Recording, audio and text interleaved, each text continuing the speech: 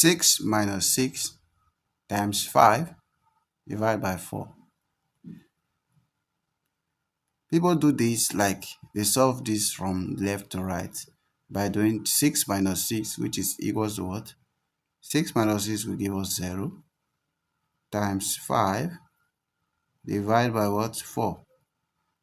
5 times 0, any number times 0 is 0. So 5 times 0 times 5 is 0 divided by 4. 0 divided by 4 is 0. So this method of solving this question is very wrong. I have my PEMDAS rule here. PEMDAS says exponent, parentheses, exponent, multiplication, division, addition, and subtraction. So we follow the rules from the left to right. If you meet multiplication first, you do it first. If you meet division first, you do it first. Whatever comes first, you have to follow the rules left to right. So now we have parentheses followed by exponent followed by multiplication. So multiplication and division have equal priority, okay? Same as addition and subtraction. But multiplication and division comes before addition and subtraction. That is why if you do this subtraction first, or this, if you do this subtraction first, you are going to get the wrong answer. So let's see the correct answer to this question. So we have our 6 minus 6 times 5 divided by what? 4. So now we are going to do this multiplication first because that's the rule of PEMDAS. So 6 minus 6 times 5 will give us 30 divided by what? 4. Alright. So guys, now I want us to form this.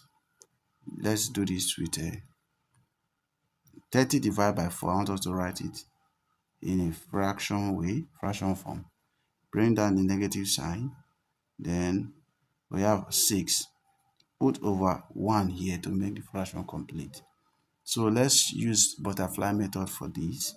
So if we draw this first wing of the butterfly like this, alright, 30 times 1 will give us 30. Let's draw the second wing of the butterfly. 6 times 4 is going to give us what? 24. Alright, so this is the body. Guys, don't mind my butterfly. My butterfly looks very funny. Okay, so now 24 minus 30, right? 24 minus 30 is going to give us minus 6 over 4 times 1 is 4. So we have minus 6, all right? Minus 6 over 4. Now I think we can get this is improper fraction. So we can change it to a mixed fraction. 4 will go into 6 how many times? Ignore the negative sign first. 4 will go into 6 how many times? 1 times. 2 go 1. Remember what? 2. Then bring out our denominator here. So we have one whole number, 2 over 4. Then put your negative answer because the answer is carrying negative, okay? So 1 whole number, 2 over 4. 1 times 4 is 4. 4 plus 2 is 6, okay? That's correct. So for our long division, I think we can get a long division answer too for this. So let's draw our long division sign. Ignore the negative sign first. Put your 6 here. Put your 4 here. 4 will go into 6 how many times? 1. 1 times 4 is what? 4. So when we subtract, we are going to have 6 minus 4 will give us 2. Alright? 4 cannot divide 2, so put our point here and add 0 into this. 20 divided by 4 is going to give us 5. 5 times 4 is 20. When we subtract, we are going to have 0. Alright?